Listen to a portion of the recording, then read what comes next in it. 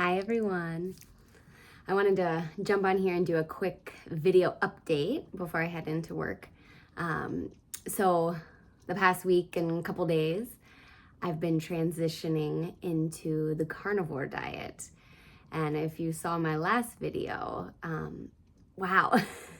I just want to say thank you to everyone who watched that and commented. I truly enjoyed listening to everyone's experience. I had no idea there was such a community in the carnivore world. Thank you. Thank you for taking the time to share your experience, relating to me, all the advice that everybody gave. I truly, truly appreciate it and needed that. Thank you. That basically was a springboard for me to leap off of to start this journey. And a lot of you did suggest that I transition into the carnivore diet, although I think some people don't like it being called a diet, but that's what I look at it as, so that's what I will call it. But I'm heeding that advice and I'm going to transition. So the past week and a couple of days, I've eaten more steak in the past week than I have my entire life. And I am not exaggerating. I've eaten so much steak and I'm learning that it is an acquired taste because I've always disliked steak. And I think more for the texture of it. But the more steak that I'm eating, I'm like, my mouth is starting to salivate as it's cooking and I begin to smell it. And then as I'm cutting it up, by the way, cutting up a steak, I think I need new knives. I don't know, but my muscles are getting bigger from all the steak I'm cutting up. It's a lot of work. That's like the hardest part actually, because prepping it, easy. Cooking it, easy. The hardest part is actually cutting it all up. And also I like eating it in small bites. So I cut it up probably a little extra. But I'm enjoying it. And the ease of it is incredible.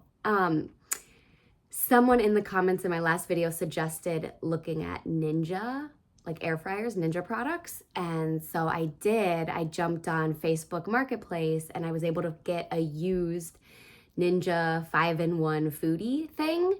And it's amazing. And so that's what I'm using to grill these steaks, and they're turning out really good. And then someone else in the comments suggested, I just put salt on it, and then after I take it out and while it's resting, I just smother it in butter. Thank you for that advice. It is delicious. And then you have that puddle, that you can dip it in while you're eating it. It's so good. There have been some steaks I've bought, especially the one I ate last night was really tough. So I need to learn and educate myself on the different cuts of steak. Literally, when I go into the grocery store and I see this huge wall, and then beside this wall, there's the butcher. I dare not go there. I'm too nervous yet. But this huge wall of meat, and I'm just like, okay, what does this mean? Sirloin versus tip versus round versus all these names and stuff. And I'm like, I don't know. So I just grab what's on sale or what, I don't know. So I'm going to watch more videos and learn and figure it out to where I can enjoy every single steak I eat. So steak and ground beef. So I've incorporated red meat into my diet every single day this past week and a half. And typically I'd have red meat maybe one day a week, if that. And it was always in a meal, like spaghetti or something. So it's a huge change for me. And I have had a little bit of carbs. I had avocado toast on sourdough bread. And I felt that in my stomach for way longer than red meat. And I could feel it. And so now I'm recognizing the digestive process and how my body feels. I have not had any sugar, and my nose, my sinuses have cleared up, completely cleared up. So for the past year and a half, I've had to do a nasal rinse, morning and night, and then just at night. And all of a sudden, 3 days into this shifting into carnivore, not having sugar, not having any oils. I've had 0 seed oils and canola, soybean oil. Guys, it has been a struggle because I have children and I'm surrounded by Goldfish, Cheez-Its, chocolate-covered blueberries, Kit Kats, Reese's. I'm surrounded by all of the things. And even like I'm dipping my girls up ice cream, and some fell on the counter. And typically, but I didn't do that. I grabbed a napkin and I wiped it up. And then they didn't even finish their ice cream. So I had to take the ice cream, their bowl with ice cream still left in it, and I had to dump it in the sink. That was really difficult. It's like, can't I just eat this quick? I mean, it's just a little bit, right? But no, I didn't do it. I'm really proud of myself. So I'm going to continue slowly killing them while I get my health on track.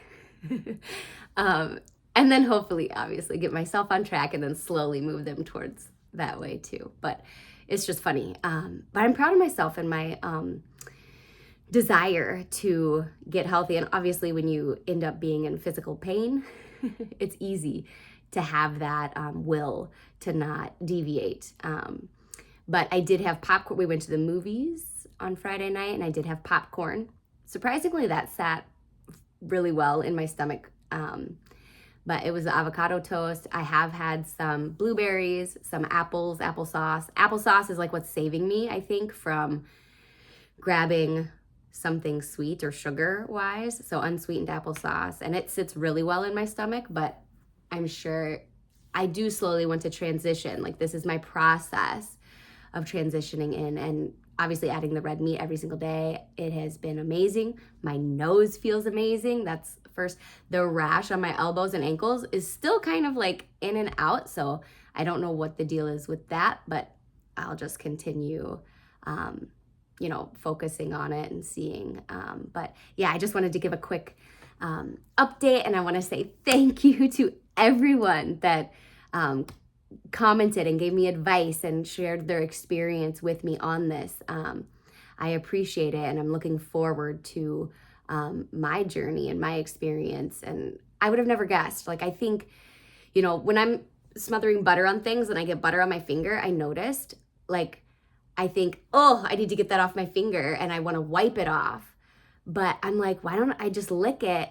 It's like I'm programmed to believe that butter is bad for you, and especially if you just eat it by itself, it's bad. But it actually tastes good. I'm like, oh, I think I actually kind of like that, but I have a program running that it's unhealthy and it's bad for me. So I'm also working on like reversing that stuff. Same with like the steak and the fat. And when I'm cutting it up and I see the fat and I'm like, oh my God, that's so gross and it's not good for me. But actually it is. and it tastes good, especially when it melts or if it's crispy. So I'm reversing some of that programming and acquiring the taste for steak. So that is my journey so far. I'm curious about gum. I chew gum and I don't know. And that I think is also helping me from like grabbing a sweet treat or whatever. It has helped me a lot. And when I say I have sweet treats all around my house, I'm not even kidding. There's Easter candy. There's still Halloween candy hanging out in a corner of my house. Like, it's everywhere. And I'm doing a fantastic job. I think I have really good restraint. And I'm really good. Yeah. So gum has been helping me and unsweetened applesauce has been helping me. But what are your guys' thoughts on that? I'm curious.